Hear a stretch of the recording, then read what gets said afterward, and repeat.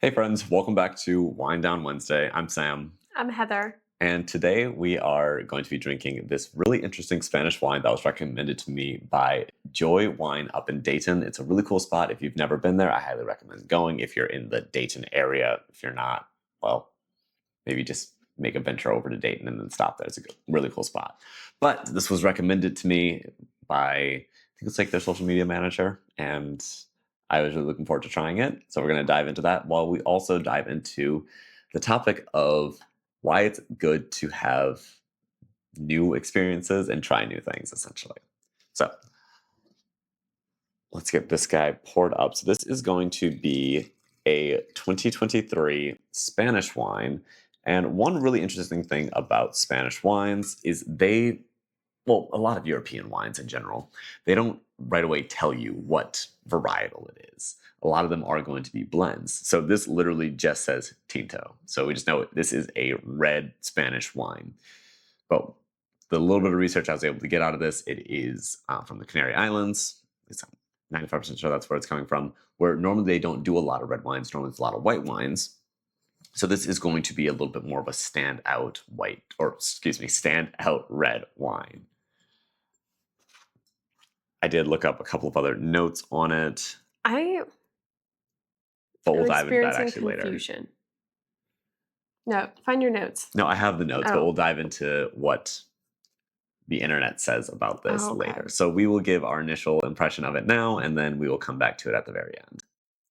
My initial impression is confusion. It smells peppery. Like it smells like a peppered. It has I don't know if we can. I don't know. It's has a red. Do I have something white? You have yourself. I am white. This is kind of white. I don't know. It has a good red color. I don't know if that really helped. It is pretty light. Like you can see through it. Yeah. It's very pretty. Yeah, you can see that color there. Very nice, ruby pinkish color to it. But it literally smells like a peppered steak, which is super interesting. I've never had a wine smell like this. No, but it literally makes you want to eat a peppered steak right now. Is there onion in there?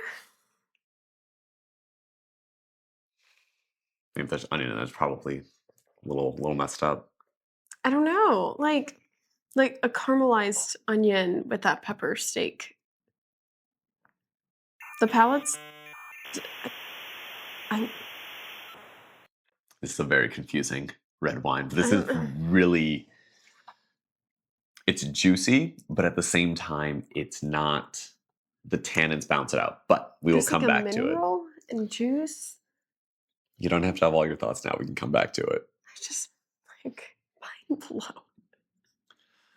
So the question that we are diving into today is, or not really a question, but more of just the topic of why it's important to try new things and try new experiences. Because sometimes they're mind-blowing. Yes, just like this wine. So one of the things we got to do recently was actually go travel to Lexington. Yeah, we went to check out a horse race. And that's something that neither of us had done before. And if you tell someone, hey, I'm going to a horse race, I feel like there's a certain connotation that goes along with that.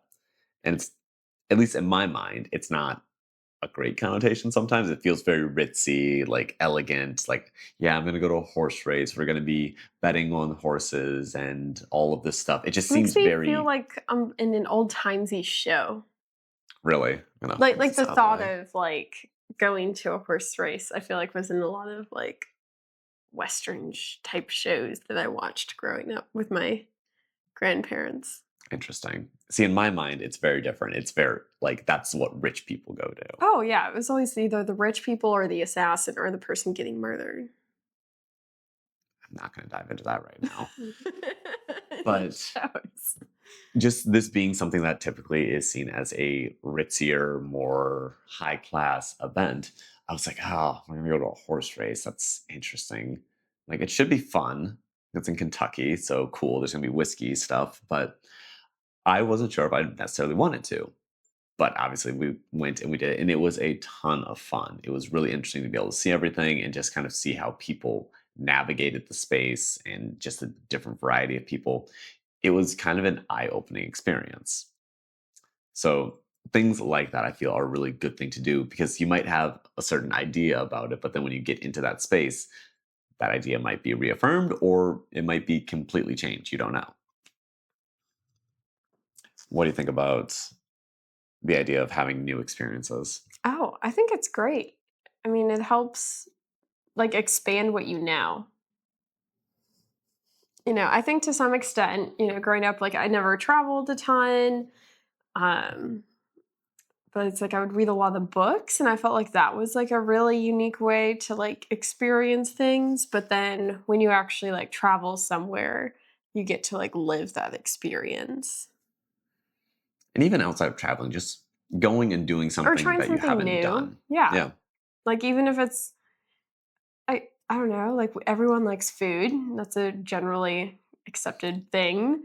But like yeah, it's really fun to have like your favorite dish at a restaurant, but it can also be fun to go to a new restaurant or try like a new style cuisine that you aren't super familiar with. And like it's possible you don't like it, but maybe you do. And then like if you find out you do, like that's really cool. Going back to one of your points, you said like it just kind of helps you know more things. It is cool because it does expand your horizons on different things. So whether it's food or it's just some fun thing, like some new hobby that you're trying out, Mhm. you might find something you really liked, but you also just might find, hey, this is a more unique skill, and now I have more respect for people who do this. Yeah, you can be like, "Hey, totally not my thing," but I, like, understand, like, the people who do this thing, like, they're putting in a lot of time and energy on it, and it's really cool. I find one of the really fun things to do, but you do have to find a good group to do this. If you go into a situation, you guys recognize that, hey, this isn't, we're not going to be good at this, basically. And you guys all go try something new, whether that's wakeboarding or surfing or painting or pottery, whatever it may be. Trying something new like that with a group when you guys all know that you're not going to be good at it right off the bat can be super fun just to, because it kind of puts you all in the same boat. It levels the playing field. There's not someone who's like, oh, yeah, I know what I'm doing. Everyone's just like, we're all in this together. We're all going to suck at this together. And I feel like Life. there's a certain richness to being able to do that. Like you get, it's more fun basically, I guess, Mhm. because you do get to learn, but you also get to make jokes with each other. I actually ended up taking one of my friends for his bachelor party. We went to a wood craft painting event, which typically they only get like bachelorette parties there or like girls' parties. But this is the first bachelor party they had, I think they said ever, really. Mhm. And we had so much fun. We all made different types of projects and everyone really liked it. And I'm pretty sure all of us have our projects up displayed around our houses.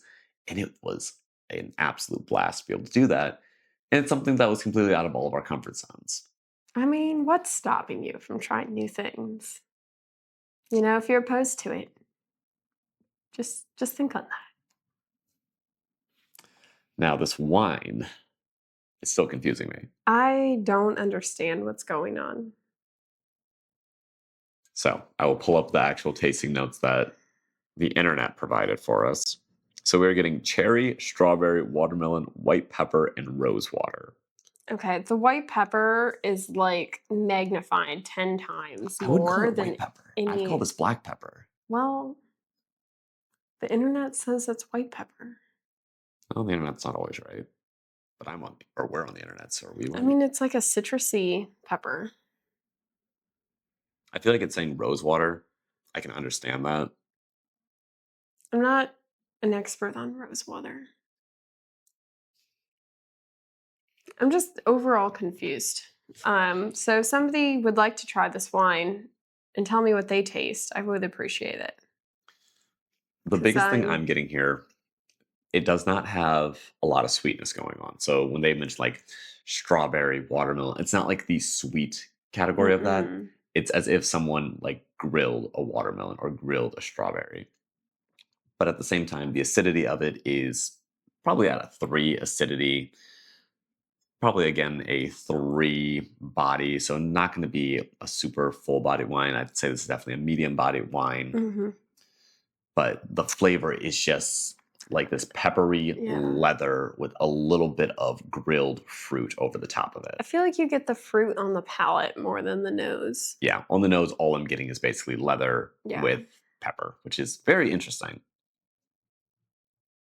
All in all, I'm a huge fan of this. It's so unique. I think it would pair beautifully with several meal options.